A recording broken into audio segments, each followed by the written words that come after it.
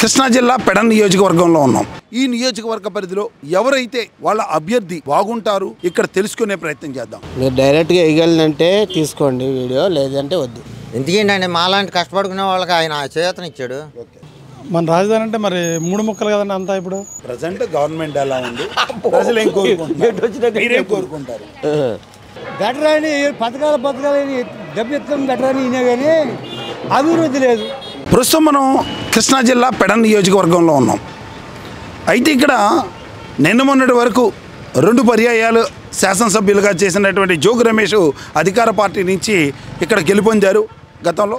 ఇప్పుడు ప్రస్తుతం వేరే నియోజకవర్గానికి మారారు. వైఎస్ఆర్సీపీ తరఫున ఉప్పాల రమేష్ని, అలాగే తెలుగుదేశం పార్టీ అభ్యర్థిగా కాగిత కృష్ణప్రసాద్ని నిలబెట్టడం జరిగింది. అయితే ఇద్దరు సౌమ్యులే, కానీ ఈ నియోజకవర్గ పరిధిలో ఎవరైతే వాళ్ళ అభ్యర్థి బాగుంటారు లేకపోతే ఎవరైతే ఉపయోగపడతారు అనేటువంటి విషయాలపై ఇక్కడ తెలుసుకునే ప్రయత్నం చేద్దాం. వెల్కమ్ టు పెడన నియోజకవర్గం. ఇక్కడ వైసీపీ ఎలా ఉందంటారు, టీడీపీ ఎలా ఉందంటారు, ఎవరు నెగ్గుతారంటారు? వైసీపీకే మరి జగన్కే బాగా ఇదిగా ఉంది, మరి అనుకూలంగా ఉంది. బాగా పార్టీగా డ్వాక్రా ఇస్తున్నాడు కదా, మరి అమ్మఒడి, మరి పింఛనీళ్ళు ఎన్ని ఇస్తున్నాడు కదా. పింఛన్లు మొదటి నుంచి అందరికీ ఇస్తున్నాడు. మరి అమ్మఒడి అవన్నీ బాగా చేస్తున్నాడు. ఏ పనులు చేసి ఇళ్ల స్థలాలు ఇచ్చాడు, ఇల్లు కట్టించాడు, స్థలాలు ఇచ్చాడు, మాకు ఇచ్చాడు.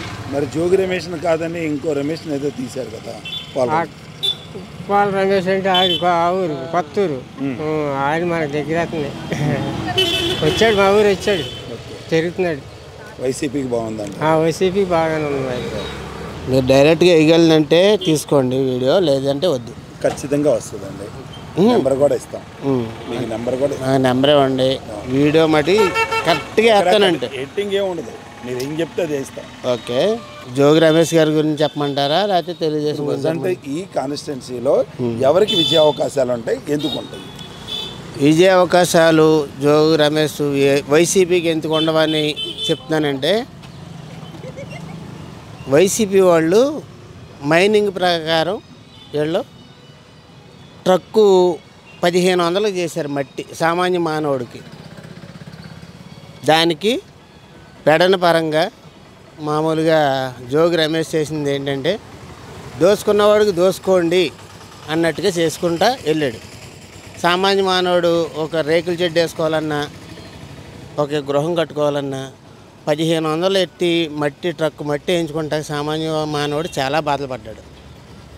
ఏంటి దీన్ని దోసుకోమని పర్మిషను మామూలుగా డైరెక్ట్గా ఇవ్వకపోయినా లోపాకరంగా ఇచ్చాడు. అందుకని అతను మార్చి వేరే జోగి రమేష్ అన్నది కోకళ్ళ వేలుతోటి కదిలించి బయట పడేయాలన్న ఉద్దేశం ఇక్కడ ఉంది జనానికి. కానీ మాట్లాడినోడిని ప్రెజర్ చెయ్యాలి, ఆయన ఎక్కడో దిక్కుని పెట్టాలి అన్న ఆలోచనలతోటి వాళ్ళకుంది. కానీ ఈ వైఎస్ కాంగ్రెస్ అన్న పార్టీ వచ్చిన తర్వాత నోరెత్తితే లోనకి వేస్తాం, నోరెత్తితే నోటి మీద కొడతాం అన్న విధానంగా తీసుకొచ్చి పరిపాలన నిలబెట్టాడు. ప్రతి మానవుడు కూడా బాధపడ్డాడు. ఇందుకు మానవుడు బాధపడ్డాడు, ముఖ్యంగా లేబరు, ఒక తాపీ పని మేస్త్రి, పెయింట్ మేస్త్రి, ఎలక్ట్రికల్, వీళ్ళందరూ దేని గురించి సఫర్ అయ్యారు? ఇసుక గురించి. రెండోది మట్టి తోలించుకోకపోతే బేస్మెంట్ లేకపోతే లేకదుగా. మట్టి మాఫియా బాగా చేశాడు జోగి రమేష్ అన్నవాడు. ఇటువరకు చాలా బాగా చేశాడు. కానీ ఎందుకో మరి ఎలక్షన్ పరంగా ఫండ్స్ ఇచ్చి జనానికి ఉచిత పథకాలు పెట్టి ఓట్లు డబ్బులు ఇచ్చుకొని ఇవన్నీ చేశారు. ఇవన్నీ సామాన్య మానవులకి, లేబర్కి తెలియని విషయాలు. మనం డబ్బు తీసుకుంటున్నాం, ఓటు వేసాం, అదే కానీ ఆ ఓటు వేసిన కారణంగా ఆడు ఎలా వసూలు చేస్తున్నాడు అన్న విషయం తెలియదుగా జనానికి. అంటే ఇప్పుడు జోగి రమేష్ అనే వ్యక్తిని ఇక్కడి నుంచి తీసి మార్చి తనమలూరు వేస్తారు. జోగి రమేష్ చేసిన పనులకి మళ్ళీ వైసీపీకి ఓటు వేయకూడదు అండర్లైన్ అవుతుందండి. ఒకసారి ఏమన్నా ఇది ఎడిట్లో కట్ చేయొద్దు. జోగి రమేష్ చేసి వెళ్ళిన పనులకే వైసీపీకి నష్టం. పెడన నియోజకవర్గానికి ఎవరు గెలుస్తారన్న మాట నేను చెప్పలేను. కానీ వైసీపీ అంతమంగా చేసిన పనులన్నీ జనం గుర్తుపెట్టుకున్నారు.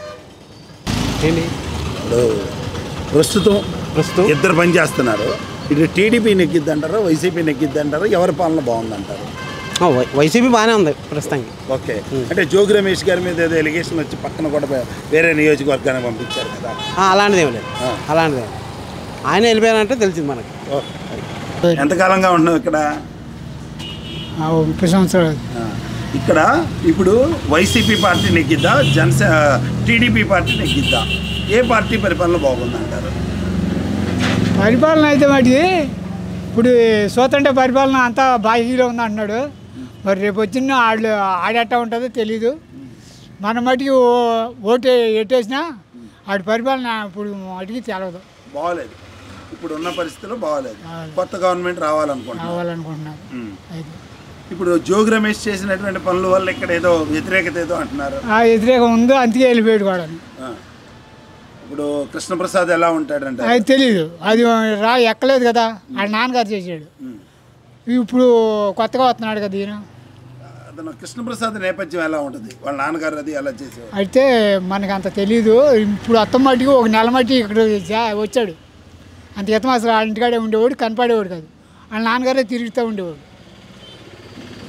ఇప్పుడు నెగ్గే అవకాశాలు ఉన్నాయి అంటావా?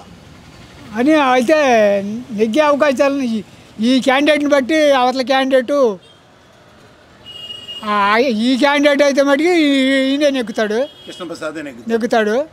ఆ క్యాండిడేట్ మారాడనుకో ఆయనే నెగ్గొచ్చు. రాబోయే కాలంలో ఏ పార్టీ నెగ్గే అవకాశం ఉందంటారు? ఎలా ఉంది పాలన? అసలు ఏ పార్టీ ఎట్టానంటే జగన్మోహన్ రెడ్డి సీఎంగా ఉండాలండి. ఎందుకంటారు? ఎందుకేంటండి, మాలాంటి కష్టపడుకునే వాళ్ళకి ఆయన చేతనిచ్చాడు. ఓకే, ఇప్పుడు నేను ఆటో డ్రైవర్ని, 30 సంవత్సరాల నుంచి ఆటో తోలుతున్నా. ఆటో డ్రైవర్లు కూడా మనుషులే అని గుర్తించినటువంటి వ్యక్తి ఎవరో లేరు. మమ్మల్ని ఆటో డ్రైవర్గా గుర్తించినటువంటి వ్యక్తి జగన్మోహన్ రెడ్డి గారు. గుర్తించి మన ఇన్సూరెన్స్ కట్టుకుంటా గాను, కాగితాలు పోస్టులో పెట్టుకుంటా గాను సంవత్సరానికి 10,000 రూపాయలు ఇచ్చాడు. మా వెనకాల నలుగురిని పోషించుకుంటాం మేము.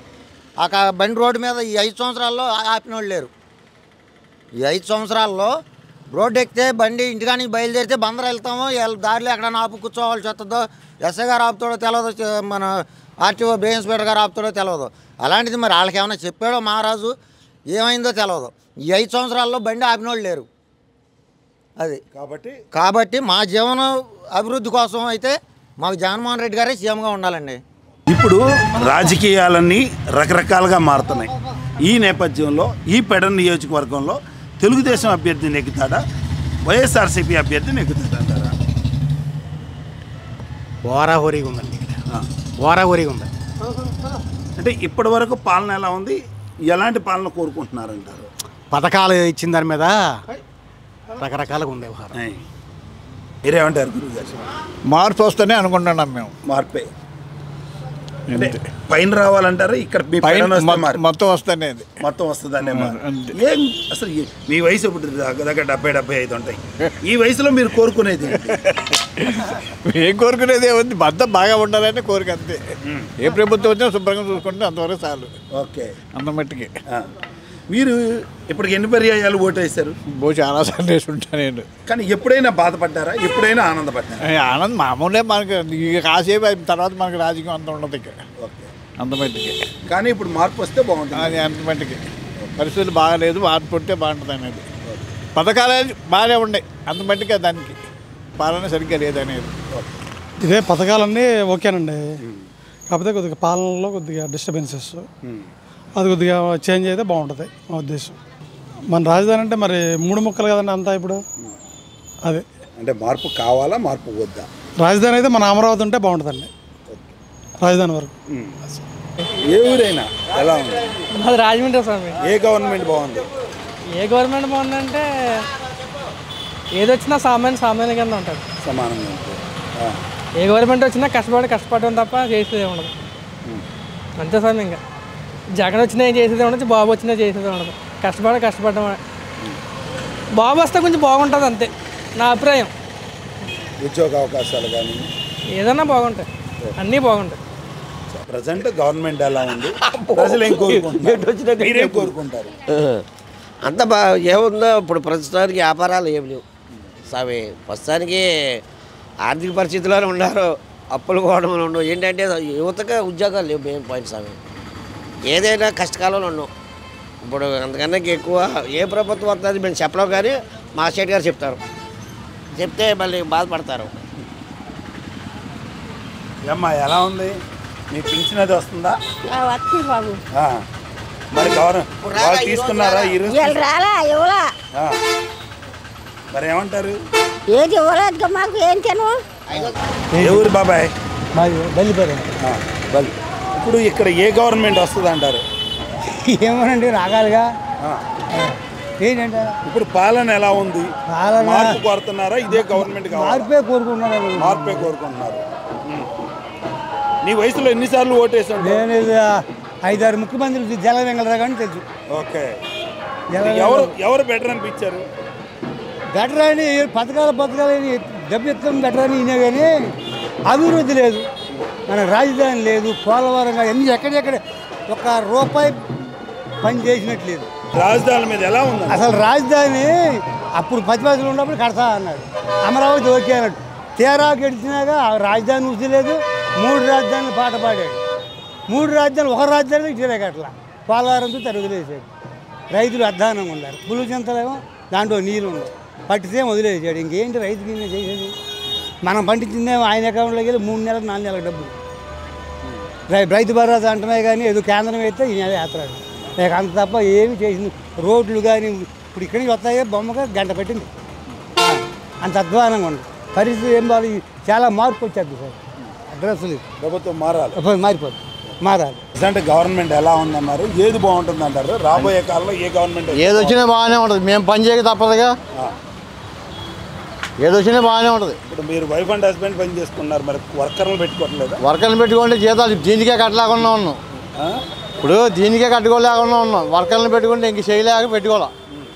ఇప్పుడు ఎలా ఉందంటారు వ్యాపారసారులు కానీ? వ్యాపార సహజం అంటే వ్యాపారం యావరేజ్గా ఉంది అంతే. ఇప్పుడు మిడిల్ క్లాస్ సావలేక బతకలేకుండా ఉంది పరిస్థితి. ఇప్పుడు ప్రజెంట్ ప్రభుత్వం ఏది వస్తే బాగుంటుంది అంటారు? ఏది వచ్చినా బాగానే ఉంటుంది. ఇప్పుడు మాషా చెప్పించి మమ్మల్ని తిట్టిద్దానికి ఆఖరికి. అదేం కాదు, ఏది బాగుంటుంది? ఏది వచ్చినా బాగానే ఉంటుంది. ఏది వచ్చినా మేము తప్పదు చేయక. ఏది వచ్చినా చేసుకోవాల్సిందే పని. పెడన గ్రామంలో అధికార పార్టీ వైసీపీ అభ్యర్థి గెలుపు అవకాశాలు ఉన్నాయంటారా? టీడీపీ అభ్యర్థికి గెలుపు అవకాశాలు ఉన్నాయంటారా? 50-50.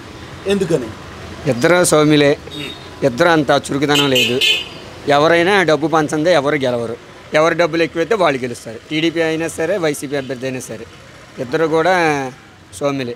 ఒకళ్ళు అంత గ్లామర్ ఉన్న నాయకులు ఏం కాదు ఇద్దరు. మరి జోగి రమేష్నే మీరు ఉంచుకొని అక్కడ నెగ్గించుకుంటే బాగుండేది. అది అధిష్టానం ఇష్టం, మందేముంది. వాళ్ళ అధిష్టానం ఎలా ఇస్తే అలా చేస్తారు అంతే. పార్టీకి కట్టుబడాలి, కానీ ఇక్కడ నాది ఇక్కడ నీది అనేది ఏమి రాసిలేదుగా. కానీ ఇద్దరికి గెలుపు అవకాశాలు 50-50. ఎవరు గెలిచినా 1000-2000 ఓట్లు గెలవచ్చు, లేదని భారీ ఓట్లతో గెలవచ్చు అంతే. ఇక్కడ ఇద్దరు అభ్యర్థులు పోటీలో ఉన్నారు. ఎవరికి గెలుపు అవకాశాలు ఉన్నాయి? రాము గారికి ఉంటాయి. ఎవరు? రాము గారికి. ఉప్పల్ రాము. వైసీపీ అభ్యర్థి.